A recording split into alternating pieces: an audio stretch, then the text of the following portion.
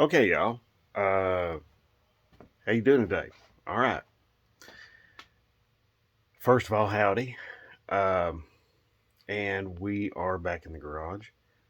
And secondly, I want to say thank you, seriously, from the bottom of my heart. Thank you to you all for 200 over 200 subscribers now. It's just it's just really something. It's really just surprising. Um, I'm not one of those people that is very arrogant, and I don't really like arrogance that much. It's just very unappealing in a person. And whenever uh, I guess some people would be, getting the big head, but I don't want to do that. So it's really nice whenever people, want to come to me and they want to trust me to get the information. So I'm always going to take that very seriously, and I'm never going to. Uh, I'm always going to be very serious about that, and I'm always going to be very doing my best to get you all the best information possible.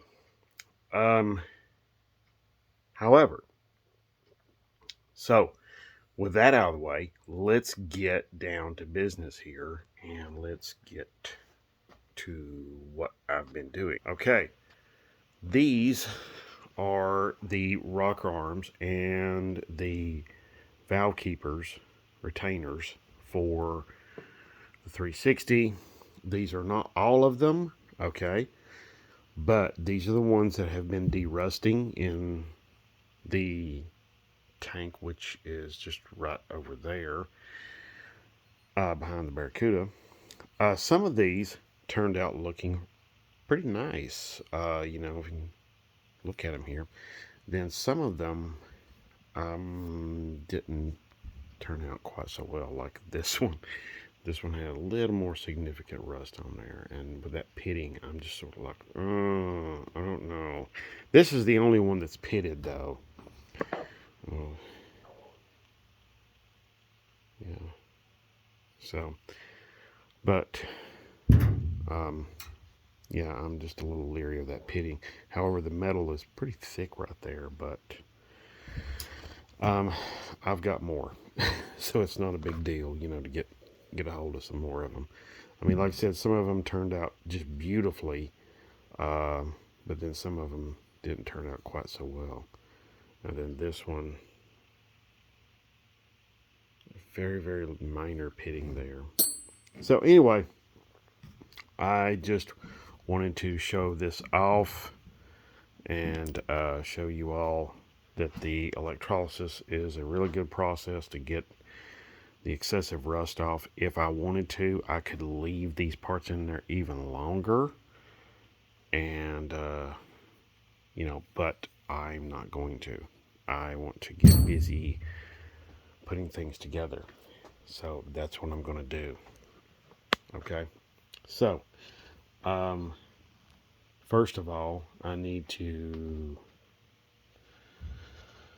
get these, uh, probably get them coated in some sort of like a deep creep or something like that, and then get them into some sort of protective container so that they will not be harmed by the any sort of corrosion or anything. Had some rain going on here, so um, yeah, some of these rock arms, I mean, look at that. Look how that's made right there. It's just really, that one's the same way. You look at these, they're not as bad. Matter of fact, they're really nice.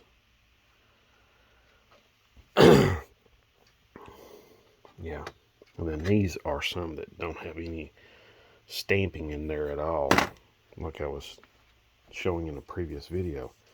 My oil pan is right here, and that windage tray is right under here. So I've got to figure out something to do with this windage tray to keep it from getting dirty and getting rusty and everything else. So, okay, I've got to clean all of this up here and get this stuff put away and get myself some workspace. So I'll be right back. Okay, y'all. All right. Getting some of this cleaned up over here and getting stuff put away. I've got my rockers. I don't have enough left side, left rockers. There is left and right rockers. And I've got enough right ones. I don't have enough left ones. I'm cleaning some more up, though. About 3 of them I cleaned up last night. Just didn't cut the mustard. They had a little bit too much rust and pitting on them. There just was no way to save them. So I wasn't comfortable using them. So here is my head bolts, rocker shaft bolts. While they're shiny, I have put some seafoam deep creep on them. Matter of fact, all of this stuff is like that. So there's the rockers. That was the right side. Here's the left side. And then here's my push rods, locks, valve locks, and the retainers down in here. Also, there's my oil filter plate. This truck's going to use headers, so I just went ahead and cleaned that plate up and just stuck it in there. Not sure if I'm going to be using the plate or not. I've got quite a few of them daggone plates, so it's not that big a deal. If I wind up not using it, I'll just put it away. But next, I'm going to wipe all this down here. I've got a lot of stuff all over the countertop here. It's important, though, to keep your stuff organized, as you're disassembling the engine. If not, then you'll have to go and do like how I did, and then go and start finding everything. When I disassembled the engine, I just took it and I just put everything in one big box, and that was it. Or maybe 2 boxes. That doesn't really matter. Anyway, yeah, I did that, and I knew better. I knew to separate stuff out. But what I'm trying to get across to you is, take the time to separate stuff out, clean stuff, organize it, clean your workbench too. So that's where I was cleaning up those push rods the other day in the previous video. So yeah, but clean up your workspace, especially when you're going to start assembling, something clean and nice. You don't want a bunch of dirt and crap all over it. So what I'm going to do is, this stuff is just going to go push rods, locks, and retainers. I think that's going to go right here. Head bolts, rocker shaft bolts. That's not going to be over here. Let's put that over here next to the engine itself. Let's see, what have I got in here? Oh, okay, here's a bunch of other hardware for the engine. Got that down in there. Valve cover bolts. A lot of stuff like that. I think I've probably still got some other stuff I got to clean up. Like some of these bolts like this. These long timing cover bolts. But I've got a bunch. As a matter of fact. See? Yeah, I've got a lot of stuff. Oops, sorry about that. So, anyway.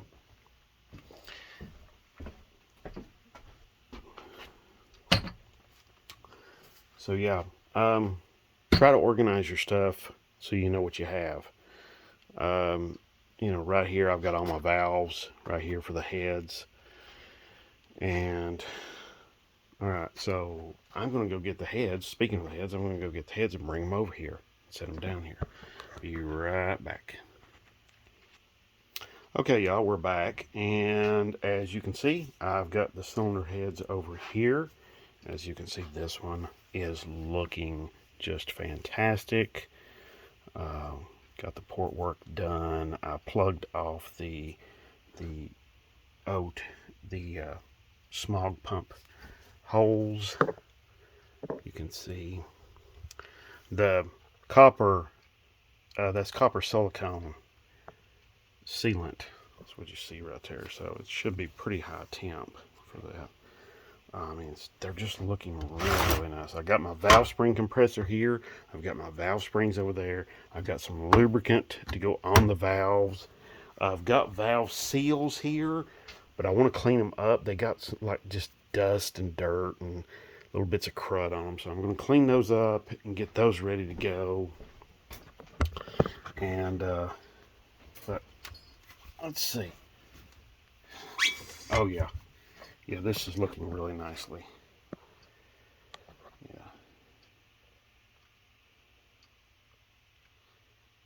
So, yep. Looking very, very nicely. So, I'm really, really happy about these. Now, let's see the other one. And we'll turn the camera there so you can see what I'm doing. Oh, yes. Oh, yes. Oh, yes. Yes, yes, yes, yes. Here we go. See, we got. Now these are not. These are 596 castings. These are not like really super high performance. You know, number 13. Yeah, they're not super high performance cylinder heads. So there are better. There's better out there. Okay, so. I got these though years ago and they've done exceptionally well. And they've had a multi-angle valve job, and these are looking really nice. So I'm really excited about putting these together and getting them on the engine. So, and I've been storing these out here in the garage, but I coated them. I've been storing them for like about 2 or 3 months now, but I coated them with that with the Seafoam Deep Creep. Now, just so you know, I am not sponsored by anybody. So, yeah, I'm not sponsored by Seafoam or nobody like that. So, and you might be saying, well, isn't like WD-40 just as good for something like that? But, well, in my experience, no, it isn't. In my experience, Seafoam it's a really good metal protectant and it's a good penetrant. So, and what I've done is I take these kind of these lids that come off the PB blaster, see, and I put them on these. So when these run out, so there you go. Now you can probably use WD-40 to coat this and to keep it from rusting for a little while, but I've found that WD-40 tends to just dry out and gets all, when it gets dried out, it's no good. You know, it dries out and then the metal can get moisture on it and can rust, and there you go. And these towels have they're impregnated with oil too, so that helps out too. Now, let me you see all of this stuff right here? That's paint. That's flaked off paint that came off of an air cleaner that I painted several years ago. And I had it stored up here in the overhead. As you can see, I've got some parts sitting up there. Well, what I did was I had it stored up there, and my daughter's cat got up there and knocked the air cleaner down. When he did, all of this stuff went all over everything. Fortunately, I had everything pretty well covered and protected and everything else, so I didn't have a lot of problems. However, it just illustrates what I'm talking about, you know, keeping things protected and covered and everything like that. See, got a valve sticking out there through a hole in the towel. You know, a lot of folks would be like, yeah, I throw that old towel away, but, you know, I see these old towels and I'm like, Wonder what I can do with that. So here's my valves. Yes, yes, yes, yes. Intakes and exhausts. And they are looking just fantastic. I'm really excited about them. So we're just going to set these over here on the table and find some other towel to protect them, to go over them. So, yeah. So as you can see, they all looking, I think they're looking fantastic. Now, I clean these very similarly to how I cleaned the push rods in the previous video. With a drill, just chucked this up in a drill, and then used sandpaper and oh boy, having to break apart again. Scotch-Brite. Have to look at it, and then I can say it. Okay. I guess there's worse things. So anyway, yeah, use Scotch-Brite, sandpaper, and I'm able to clean the valves up and make them look fantastic. So that's what I did. All right.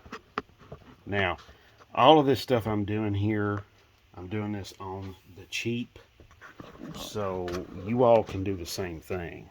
Okay, you don't have to have, you don't always have to have a machine shop and a machine shop full of, expensive equipment and stuff like that. Now, sometimes you do, because the damage is just too much.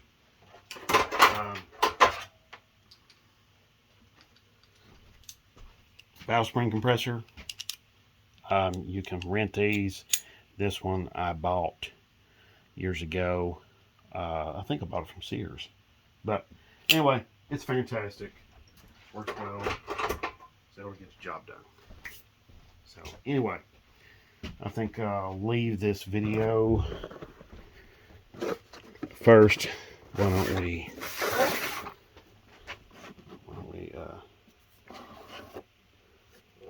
look at these valve springs. Ooh.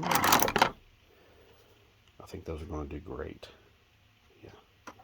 Now, if you notice though, there is like some little bit of, like, I guess, dust on them.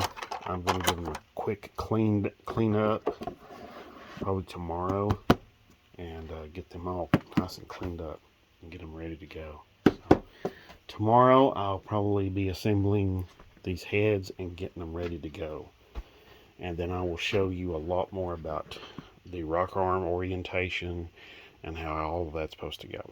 And okay, so I thank you very much for watching, as usual. You haven't subscribed, you really should consider, because I'm doing this sort of stuff all the time, and when you're subscribed, you get notified immediately. And of course it helps the channel out as well. And also, I want to thank you for the shares and the likes, and also God bless and have a great one. See you later.